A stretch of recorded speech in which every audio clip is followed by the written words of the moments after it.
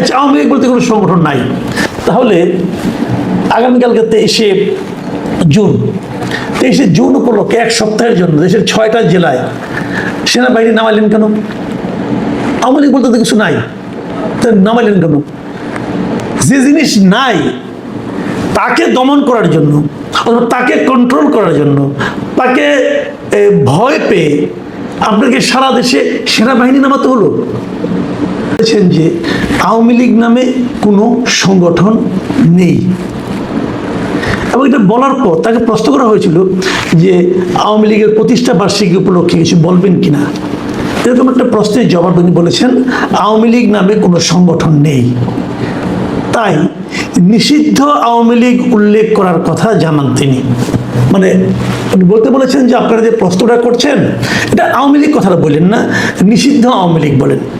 মানে আওয়ামী লীগ নামে কোনো সংগঠন নাই। কথাটা কেমন লাগলো আপনাদের কাছে? এটা কি আপনাদের কাছে খুব সেন্সিবল একটা স্টেটমেন্ট মনে হলো? অথবা এটা কি যে আওয়ামী লীগ নামে কোনো সংগঠন থাকবে না কেন? ধরেন একজন লোকের নাম, মনে করেন আবুল, আবুল সাহেব একটা খুনের আসামি। এখন আমি যদি বলি যে আবুল সাহেবের যে খুনের মামলা হচ্ছে এটা কি হবে? উনি বলেন আবুল নামে কোনো লোক নাই, বলেন যে অভিযুক্ত আবুল। একটা দল, তার দলের নাম তো থাকবে।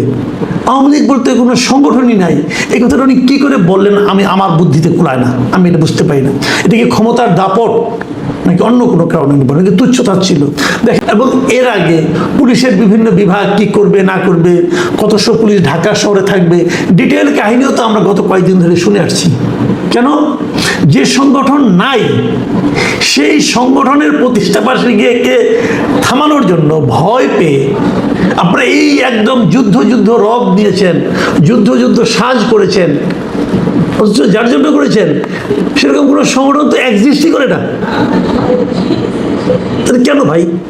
আওয়ামী লীগের বিচার সম্পন্ন করতে আপনি 10 বছর লাগান, এই 10 বছর ধরে কি আওয়ামী লীগ এখন রাজনৈতিক কর্মকাণ্ড দেশে করতে পারবে না?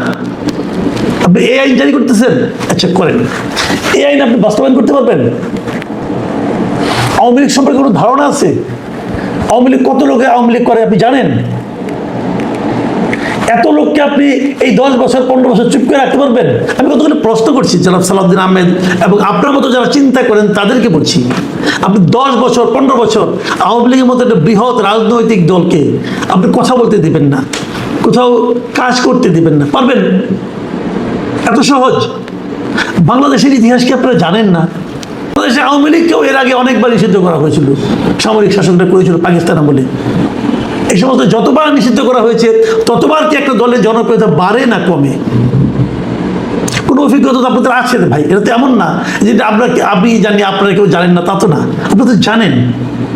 তাহলে কেন আমি সবসময় বলি যে আপনারা কেন এগুলি ইনভাইট করছেন? দেখুন 23 তারিখে আওয়ামী লীগের একটা প্রতিষ্ঠা, তাদের একটা 77তম প্রতিষ্ঠা বার্ষিকী হবে।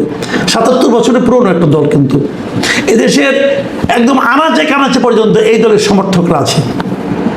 ভাই আজকালকার দিনে এই গণতান্ত্রিক বিশ্বে একটা পলিটিক্যাল পার্টিকে এভাবে নিষিদ্ধ করা যায় না। এই জিনিসটা বোঝার মতো মেধা, মিনিমাম বুদ্ধিশুদ্ধি আপনাদের যে কেন নাই, এই জিনিসটা আমি বুঝি না। যত আপনারা চাপবেন তত আপনারা ক্ষতিগ্রস্ত হবেন, তত এই দলটার প্রতি মানুষের সিম্প্যাথি বাড়তে থাকবে। সেটা এরই মধ্যে আপনাদের বোঝার কথা। অবস্থাটা এখন এমন দাঁড়িয়েছে, জামাত এবং এনসিপি ভয় পাচ্ছে যদি আওয়ামী লীগ কালকে থেকে সক্রিয় হয়ে যায় এবং যদি আওয়ামী লীগকে বৈধতা দেওয়া হয় রাজনীতি করার জন্য, তাহলে জামাত এনসিপি তো আওয়ামী লীগের তোরে ভেসে যাবে রে ভাই।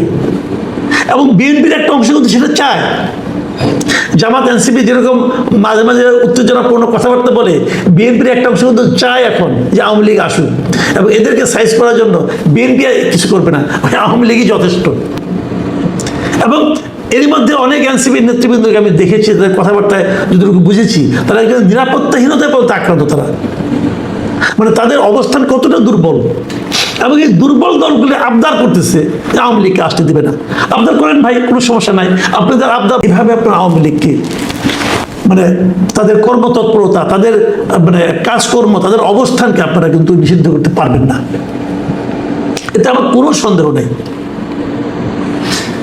এবং আগামী দিনগুলোতে যেটা হবে, 6টা জেলা আমরা দেখেছি অলরেডি, ঠিক করেছেন কি, আপনারা একটা পক্ষকে কথাই বলতে দিবেন না, রাস্তায় বেরোতে দিবেন না। তো এটা তো গণতন্ত্র নয়, এই দেশটা আমরা চাইনি। যদি কেউ অপরাধ করে থাকে, যেই করুক সে, তার আপনি বিচার করেন, তার একটা বিচার করেন, কিন্তু আপনাকে দলটাকে আপনি কিছু করতে দিবেন না, এটা তো হয় না। আমি একটা এক্সাম্পল দিয়ে আলোচনা শেষ করবো। আওয়ামী লীগ আজকের রাজনৈতিক দল না, এই দলের এই যে যত আপনি দলটাকে বলবেন দলটাই খারাপ, এই অতি সরলীকৃত সিদ্ধান্ত সেই সংখ্যাগরিষ্ঠ মানুষ মানবে কিনা, এটা নিয়ে আমার সন্দেহ আছে। প্রিয় দর্শক, আমরা আসলে সংঘাত চাই না, আমরা শান্তি চাই, আমরা দেশটার উন্নতি চাই, এবং সংঘাত সবসময় উন্নতির বিপরীতে অবস্থান করে।